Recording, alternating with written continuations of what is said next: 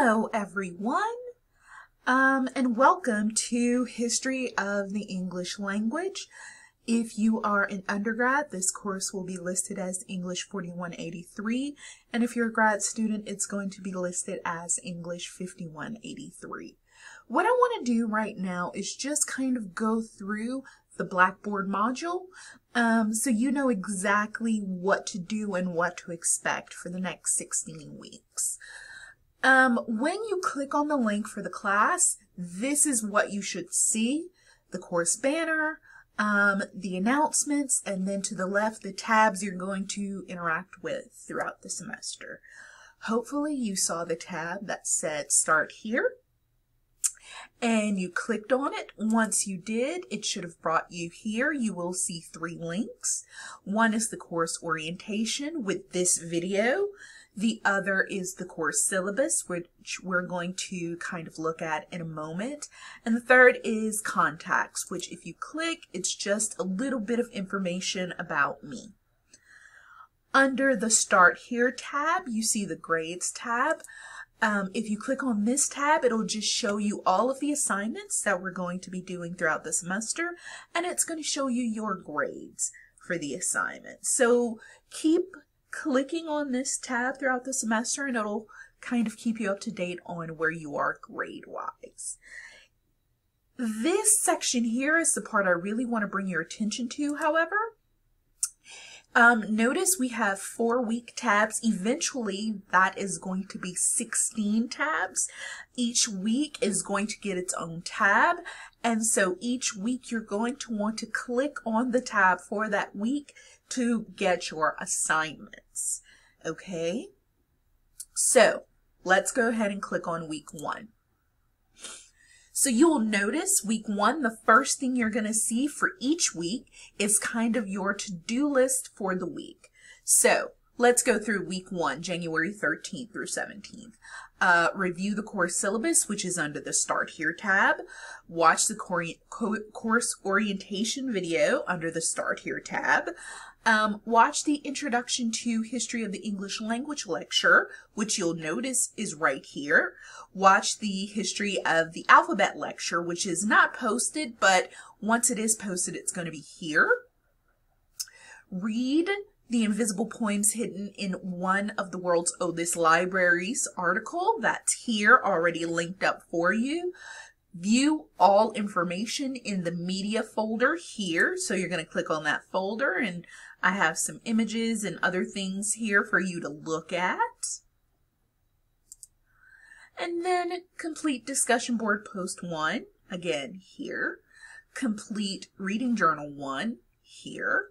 And then complete practical assignment 1 here at the bottom. And again, those all have their due dates noted to the side. Okay, ideally, you want to get all of this done before you begin to kind of approach the discussion boards and the reading journals and the practical assignments. Okay, however, every week is going to have this similar setup. The first thing you're going to see is kind of your to-do list for that week, and then everything to kind of go with that to-do list will be underneath it. Okay, if something is missing, if a link doesn't work, please let me know as soon as possible. Okay, so under our weekly tabs here, you're going to see some other kind of informational tabs. One is the online course info tab. That talks about just the nuts and bolts of an online course, right? Minimal tech requirements for your computer, skills requirements, etiquette expectations, tips for success, ADA accommodations. So if you have a learning disability, if you have any kind of support that you're supposed to be getting, you know, it talks a little bit about what you need to do for that. Academic and student services, if you click on that, it gives you links to everything you'll need to know regarding being a student on campus. We also have a course glossary. So if you click on that and then click on the link for course glossary, there are 120 terms that I kind of want you to be aware of. I'm not asking you to memorize these terms, but just kind of look at them when you get a chance.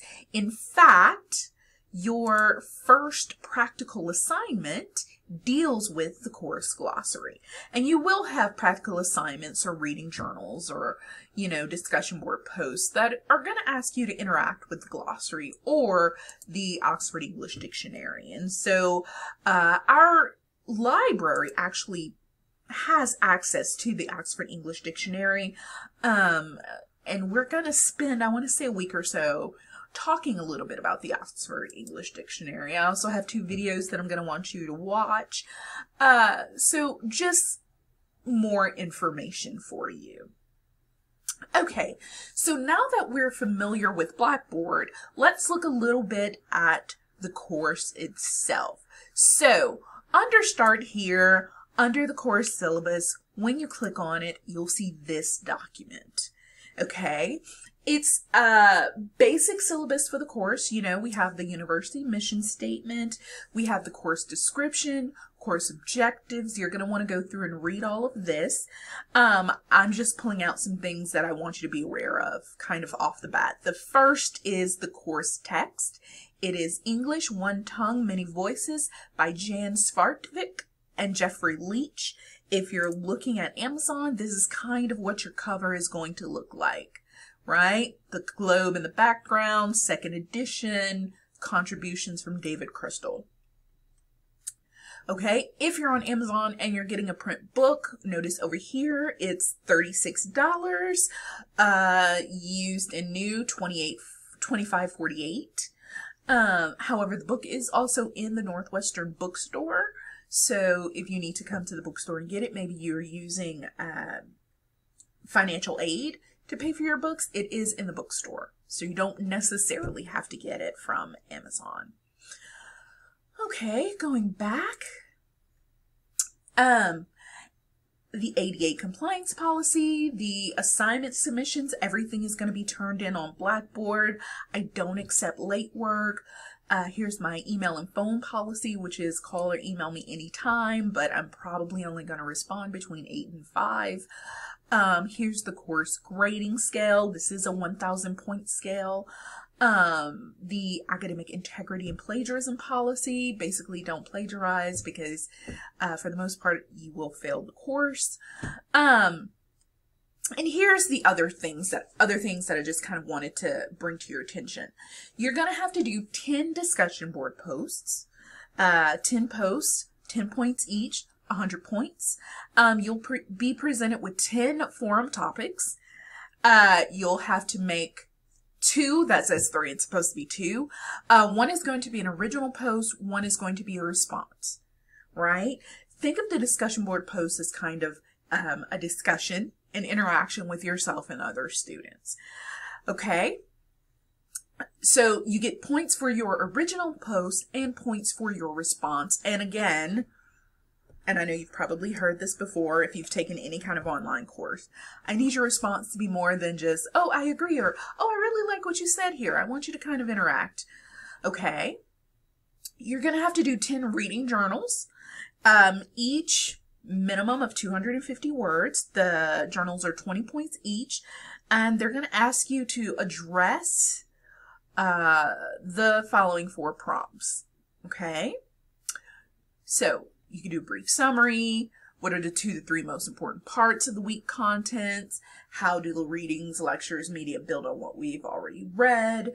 What's your response to what you've read? That's the kind of mindset I want you in. You're also going to do 10 practical assignments. So these are 30 points each.